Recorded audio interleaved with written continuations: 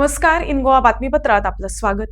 विकसित भारत 2047 चे स्वप्न साकार करण्यासाठी गोवा देशाचं नेतृत्व करू शकते असं लोकसभेचे अध्यक्ष ओम बिर्ला म्हणाले. सभागृहात आमदारांना संबोधित करताना बिर्ला यांनी विधानसभेची दीर्घ अधिवेशने आयोजित केल्याबद्दल गोव्याचेही कौतुक केलं. लेकिन गोवा छोटा राज्य होने के बाद भी यहां पर अच्छी चर्चा होती है, संवाद होती है, डिबेट होती है और डिबेट, चर्चा, संवाद से जो मंथन निकलता है उससे हम जनता के कल्याण की योजनाएं बनाते हैं. और इसलिए मुझे आशा है आने वाले समय में हमारी जितनी लोकतांत्रिक संस्थाएं हैं, चाहे पंचायत है, चाहे नगरपालिका क्षेत्र है, चाहे विधानसभा है, चाहे लोकसभा है, इन लोकतांत्रिक संस्थाओं को जनता के प्रति जवाबदेह बनाएंगे. जितनी सदनों में चर्चा होगी उतनी कार्यपालिका पर ठीक से निगरानी और नियंत्रण हम कर पाएंगे. और इसीलिए इन सदनों के अंदर व्यापक चर्चा संवाद होना चाहिए. हर विषय पर चर्चा संवाद होना चाहिए. चाहे ग्राम पंचायत हो तो ग्राम सभा में जब विकास की योजनाएं बनाए तो ग्राम सभा विकास का काका जनता के बीच में बैठे, प्राथमिकता के आधार पर गांव में क्या विकास होना है, क्या राज्य की लोगों की अपेक्षाएं हैं, तो पंचायत राज राज्य तक पहुंचाए. राज्य की विधानसभा के अंदर उन योजनाओं पर चर्चा हो. और मेरा विश्वास भरोसा है कि हम अपने अपने क्षेत्र के अंदर सारी योजनाओं को एग्जीक्यूशन करते हुए, उनके अभावों को देखते हुए एक ऐसे पैरामीटर पर पहुंच सकता है कि गोवा आने वाले समय के अंदर भारत में नहीं, विश्व के अंदर जो हमारे एसडीजी के गोल हैं उनको 2030 के पहले लक्ष्यों को पूरा करने की संकल्प को ले. और इसीलिए मेरा आपसे इतना ही निवेदन है कि हमारे विधानसभा छोटे हैं, निर्वाचन मंडल छोटे हैं, इसलिए हमारी जनता की अपेक्षाएं भी ज्यादा हो सकती है.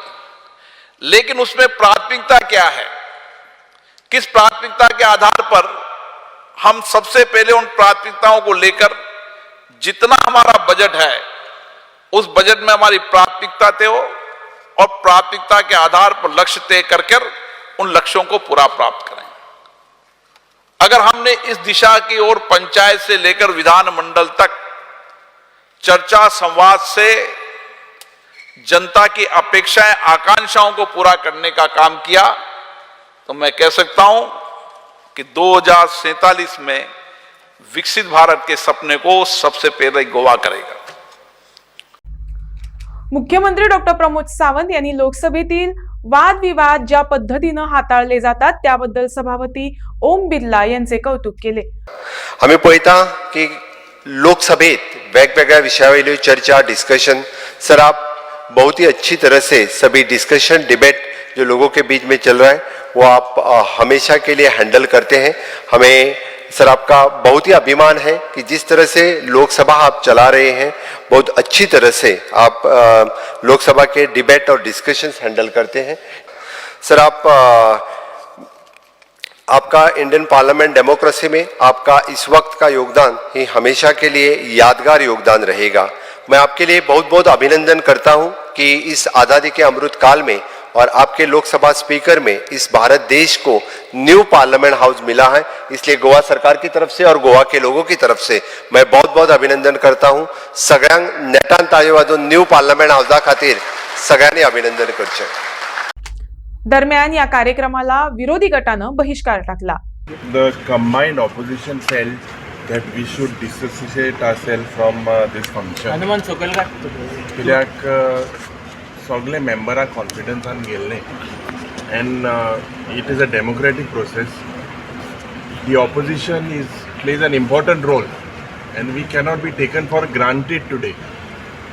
Our leader Rahul Gandhi was also treated the same way and he was disqualified after the High Court judgment was announced. No justice was given to him. Within a day he was not allowed to present himself, but he was disqualified. So ही हुकुमशाही जी चलता ते म्हाका दिसता we condemn this and hence we boycotted. The entire opposition decided to boycott the same function. Felt that the whole opposition felt that we should boycott because म्हाका दिसता जे पर्यान आमगेल्या ऑनरेबल लोकसभा स्पिकरांनी जे इतले घायेन तरी आमगे लिडराक तेन्ना डिस्क्वॉलिफाय केलो. आतां डिस्क्वॉलिफिकेशन पिटिशन आमगेली पेंडींग आहाय स्पिकरा कडेन. म्हाका दिसता आमगेले स्पिकरान थोडे ज्ञान घेचें की तेणें कशें करून विदीन 24 hours डिस्क्वॉलिफाय केले ते आमगे स्पिकरान even the high court has given a 3 month time frame to take decision आमगे स्पिकरान घेयलें ना. सो आज म्हाका स्पिकर आमगे लोकसभा स्पिकर येयले एक बरी गोश्ट इन दिया आनी आमगे स्पिकराक तेकडे थोडें मातशें एक ज्ञान घेवन ही डिस्क्वॉलिफिकेशन पिटिशन आहाय ती ताबडतोब तडी लायची अशें म्हणून हांव मागता. सी आमचे जे 2 MLA आसा they are one of the most disciplined MLAs of Goa in terms of party discipline as MLA discipline and assembly functioning जे आसा. एक आयरनी दिसता गोवा सरकाराची की श्री ओम बिर्ला जी जे ऑनरेबल स्पीकर आसा असेंब्ली लोकसभेचे ते हांगा त्यो गोश्टी शिकोवपाक येता आनी त्या लोकांक मेळपाक येता जे MLA आसा आनी तांकां ते म्हणटा की वी वील डू विकसीत भारत. पण सरकार जो हांगाचो आसा तो विकसीत जाला हें कोणाक खबर ना. ही परिस्थिती आसा. असेंब्लीच्या फ्लोराचेर जी अश्योरन्सीस दिल्या ती कशी फुलफील करप ना हें तांचे कडल्यान शिकचें. सो असले इव्हेंट करून ऑपोजिशन सगळें एकठांय करून एक दाखोवप की सगळें बरें चल्लां म्हणून जाल्यार I think that is something that should not be the criteria. हां कम्युनल एंगल दिवपाक गरज आहा. आज मणिपुराचे कोणूच उलयना. म्हणजे कितें रेसलर्स जी ती चोडवां तांकां मॉलेस्टेशन केलां कोणूच उलयना. हांवें आनी एक पाट सांगलेलें. सो ही मेसेज क्लियर वचपा जाय बिर्लाजीक की we have protested today because of the wrestlers because your government is not doing anything. We have protested today because of the churches that are burn in Manipur. We have protested today because all your assurances that your ministers are giving us inside are never being fulfilled. We have been protesting because my steels, western bypass on steels is never done till today after all the possible assurances.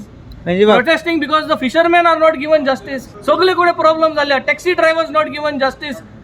सगळे all communities, farmers are not given justice. All communities are not given. NEP is not given justice. Teachers are not ready. They are not trained. So तुम्ही काहीच केलं ना. What are you all doing?